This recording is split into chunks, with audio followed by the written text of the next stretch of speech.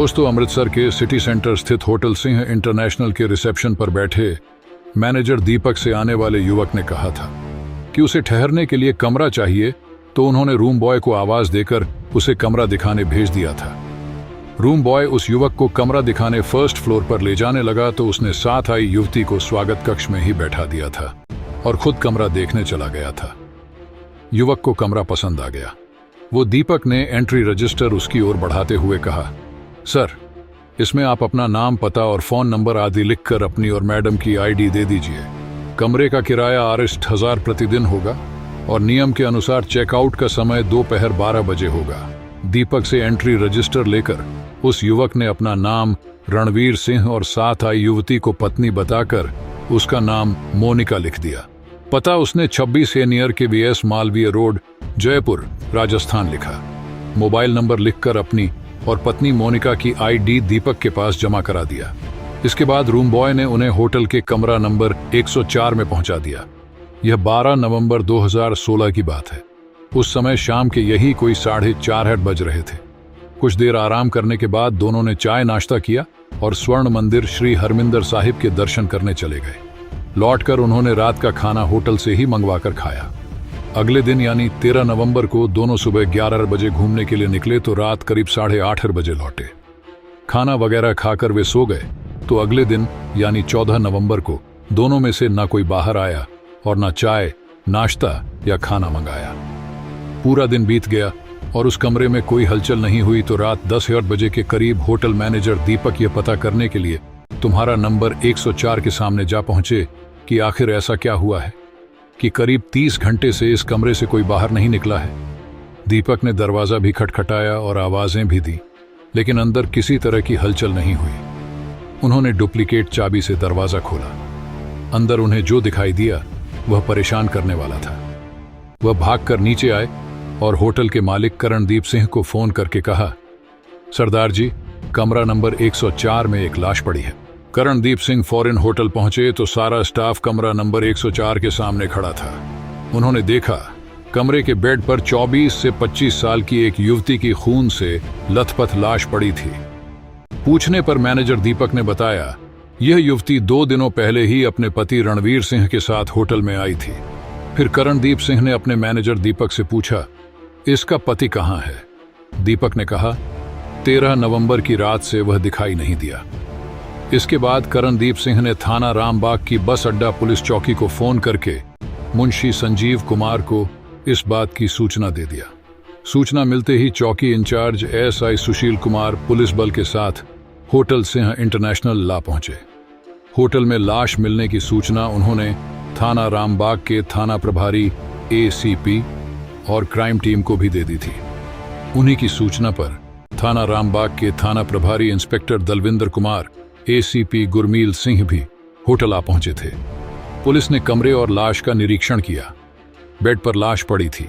उसी के पास रखी टेबल पर खून सनी एक हथौड़ी रखी थी। उसी टेबल पर पानी का जग और 2 गिलास रखे थे। मृतका के सिर के पिछले हिस्से में गहरे घाव थे। चेहरे पर भी चोटों के गंभीर निशान थे जो संभवतः हथौड़ी के वार से हुए थे। फिंगरप्रिंट विशेषज्ञों के अनुसार हत्यारा इतना चालाक था कि उसने कमरे की इस तरह सफाई की थी कि कहीं भी उसकी अंगुली के निशान नहीं मिले थे। हथौड़ी पर भी अंगुलियों के निशान नहीं थे। चौकी इंचार्ज ने लाश को कब्जे में लेकर सारी कार्रवाई निपटाई और पोस्टमार्टम के लिए भिजवा दिया। इसके बाद थाने आकर अपराध संख्या 460/2016 पर हत्या का मुकदमा दर्ज करा दिया। पुलिस ने होटल में लगे CCTV कैमरा की 12 नवंबर से 15 नवंबर तक की फुटेज कब्जे में ले ली थी। रजिस्टर में दर्ज रणवीर और मोनिका का पता, फोन नंबर नोट करके रणवीर द्वारा होटल में जमा कराई गई। आईडी भी अपने कब्जे में ले लिया। पुलिस को पूरा विश्वास था कि हत्या रणवीर ने ही की है, इसलिए चौकी इंचार्ज सुशील कुमार ने उसकी तलाश के लिए एक पुलिस टीम बनाई, जिसमें उन्होंने SI Baldev Singh, head constable Balwinder Singh, Kira Singh, Gota Singh, Gurcharan Singh, Gurpreet Singh, Harpreet Singh, Harjinder Singh और कांस्टेबल रणजीत सिंह को शामिल किया। होटल के रजिस्टर में रणवीर द्वारा लिखवाया गया मोबाइल नंबर चेक किया गया तो वह फर्जी पाया गया। जयपुर भेजी गई पुलिस टीम ने लौटकर बताया कि होटल में रणवीर ने जो पता लिखाया था और जो आईडी दी थी वे सब फर्जी थी। इसके बाद सीसीटीवी फुटेज से मिले रणवीर और मोनिका के फोटो। पंजाब और राजस्थान के सभी थानों को भेजकर कहा गया कि अगर इनके बारे में कोई जानकारी मिले तो सूचना दी जाए। लाश का पोस्टमार्टम होने के बाद शिनाख्त न होने की वजह से चौकी सुशील कुमार ने अपने खर्चे से उसका अंतिम संस्कार करा दिया। लाख प्रयास के बाद भी रणवीर और मृतका के बारे में कोई जानकारी न मिलने से सुशील कुमार भी शांत हो गए। लेकिन 8 दिसंबर 2016 को अचानक बाड़मेर राजस्थान के पुलिस अधीक्षक गगन सिंगला के ऑफिस से एक संदेश मिला, जिसने कहा गया था कि अमृतसर के होटल सिंह इंटरनेशनल के कमरा नंबर 104 में पत्नी भावना चौधरी की हत्या करके फरार हुआ हत्यारा राजेंद्र चौधरी उनकी हिरासत में है। सूचना महत्वपूर्ण थी, इसलिए चौकी इंचार्ज सुशील कुमार अपने साथ हेड कांस्टेबल हरप्रीत सिंह, हरजिंदर सिंह और बलविंदर सिंह को लेकर 9 दिसंबर को बाड़मेर पहुंच गए। थाना सदर के थाना प्रभारी जयराम चौधरी के सामने उन्होंने राजेंद्र चौधरी से शुरुआती पूछताछ करके विस्तार पूर्वक पूछताछ करने और सबूत जुटाने के लिए 10 दिसंबर 2016 को उसे बाड़मेर के जेएमसी अंबिका सोलंकी बलहोत्रा की अदालत में पेश करके 3 दिनों के ट्रांसिट डिमेंड पर ले लिया। राजेंद्र चौधरी उर्फ रणवीर सिंह को अमृतसर लाकर ड्यूटी मजिस्ट्रेट के समक्ष पेश करके डिमेंड पर लिया और पुलिस चौकी लाकर पूछताछ की गई तो होटल सिंह इंटरनेशनल के कमरा नंबर 104 में हुई युवती की हत्या के बारे में की गई पूछताछ में उसने जो कहानी बताई वह घरेलू कलह और संदेह के घेरे में कैद एक मूर्ख पुरुष की मानसिकता से जुड़ी कहानी थी। राजेंद्र प्रकाश चौधरी राजस्थान के जिला बाड़मेर के सारण नगर जलिया के रहने वाले तगाराम का बेटा था। राजेंद्र के अलावा उनकी 2 संतानें और थीं, एक बेटा और एक बेटी। 12वीं करने के बाद राजेंद्र डिस्कॉम कंपनी में इलेक्ट्रीशियन की नौकरी करने लगा था। पिता पुत्र की कमाई से घर के खर्च आराम से चल जाते थे। राजेंद्र की नौकरी लग गई तो घर वालों ने लड़की देखकर 10 जून 2014 को भावना से उसकी शादी कर दिया। भावना बहुत खूबसूरत तो नहीं थी, लेकिन खराब भी नहीं थी। पति पत्नी दोनों सामान्य शक्ल सूरत के थे, इसलिए दोनों ही एक दूसरे को दिल से चाहते थे। पर इसमें परेशानी तब खड़ी हुई जब राजेंद्र पत्नी पर संदेह करने लगा। दरअसल भावना का हंसमुख स्वभाव भी उसके लिए दुश्मन बन गया। अपने इसी स्वभाव की वजह से वह हर किसी से हंस हंस कर बातें कर लेती थी। उसके इसी स्वभाव की वजह से घर वाले ही नहीं, बाहर वाले भी उसे पसंद करते थे। लेकिन राजेंद्र को उसका यह स्वभाव यानी हर किसी से हंसना बोलना जरा भी पसंद नहीं था। इसी बात को लेकर पहले तो थोड़ी बहुत कहासुनी होती रही, लेकिन धीरे धीरे इस कहासुनी ने झगड़े का रूप ले लिया। जब यह झगड़ा रोज रोज होने लगा तो राजेंद्र की मोहल्ले में बदनामी होने लगी। इस बदनामी से बचने के लिए उसने घर छोड़ दिया और नेहरू नगर में किराए का मकान लेकर पत्नी के साथ रहने लगा। राजेंद्र ने घर जरूर बदल लिया था, लेकिन ना उसका स्वभाव बदला था और ना भावना का बदला था।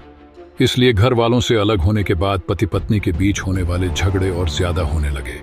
वह भावना को किसी से बातें करते देख लेता तो उसका खून खौल उठता था। भावना लाख सफाई देती, लेकिन वह उसकी बातों पर बिल्कुल विश्वास नहीं करता था। इसी वजह से वह शराब भी पीने लगा था। एक दिन झगड़ा करने के बाद राजेंद्र ने शराब पी तो उसके दिमाग में आया कि ऐसी बेशर्म और बदचलन औरत को मौत के घाट उतार देना ही ठीक है। यह जब तक जिंदा रहेंगी उसे इसी तरह जिल्लत और बदनामी झेलनी पड़ेगी। बस इसी के बाद वह भावना की हत्या के बारे में सोचने लगा। वह भावना की हत्या कुछ इस तरीके से करना चाहता था कि किसी भी सूरत में पकड़ा ना जाए। इसके लिए वह साइबर कैफे जाकर इंटरनेट पर भावना की हत्या के लिए आइडिया ढूंढने लगा। आखिर एक दिन उसे आइडिया मिल गया। इसके बाद उसने बाजार से एक सर्जिकल ब्लेड और हथौड़ी खरीद कर रख लिया। इसके बाद राजेंद्र ने साइबर कैफे से ही अपने और भावना के फर्जी नाम रणबीर और मोनिका के नाम से पहचान पत्र बनाया। योजना के अनुसार उसने भावना से लड़ाई झगड़ा बंद कर दिया और उसे विश्वास में लेने के लिए प्यार से बातें करने लगा। फर्जी पहचान पत्र से नया सीन खरीदकर उसने भावना से कहा, अब हमारे घर का झगड़ा क्लेश खत्म हो गया है, क्यों ना हम कहीं घूमने चले। भावना को भला इसमें क्या एतराज हो सकता था। वह तैयार हो गई तो 10 नवंबर 2016 को फर्जी पहचान पत्र से टिकट कराकर वह भावना के साथ अमृतसर आ गया। घर से चलते समय उसने अपना मोबाइल फोन घर में ही खड़ी मोटरसाइकिल की डिक्की में रख दिया था, जिससे कभी कोई बात हो तो उसके फोन की लोकेशन घर की मिले। अमृतसर में उसने होटल सिंह इंटरनेशनल में कमरा नंबर 104 बुक कराया और उसी में भावना के साथ ठहर गया। 13 नवंबर को दिन में उसने भावना को अमृतसर में घुमाया और रात 9 बजे लौटकर होटल के कमरे में ही शराब पीने बैठ गया। बातों बातों में प्यार की दुहाई देकर उसने भावना को भी शराब पिला दिया। रात के 11 बजे के करीब राजेंद्र ने देखा कि भावना की नशे और नींद की खुमारी में आंखें बंद हो रही हैं, तो पहले उसने उसे पिट पीट कर अधमरा कर दिया। इसके बाद साथ लाई हथौड़ी से उसके सिर और चेहरे पर कई बार किए। वह बेहोश हो गई तो सर्जिकल ब्लेड से श्वास नली काट दिया। भावना की हत्या करने के बाद उसने कमरे में मौजूद एक एक चीज से अपनी अंगुलियों के निशान मिटाए। इसके बाद 12 बजे के करीब कमरे का दरवाजा बंद करके वह होटल के बाहर निकल गया। रेलवे स्टेशन से उसने ट्रेन पकड़ी और बाड़मेर पहुंच गया। घर आने पर उसे पता चला कि उसकी अनुपस्थिति में उसका साला देवेंद्र भावना के बारे में पता करने आया था। इसके बाद जब उससे भावना के बारे में पूछा गया तो सारी सच्चाई सामने आ गई और भावना की हत्या का राज खुल गया। सबूत जुटाने के लिए राजेंद्र को 2 दिनों के रिमांड पर और लिया गया। इस बीच उसकी निशानदेही पर उसके घर से सर्जिकल ब्लेड बरामद कर ली गई। हथौड़ी होटल के कमरे से बरामद ही हो चुकी थी, इसलिए 2 दिनों का डिमांड समाप्त होने पर उसे अदालत में पेश किया गया, जहां से उसे जेल भेज दिया गया।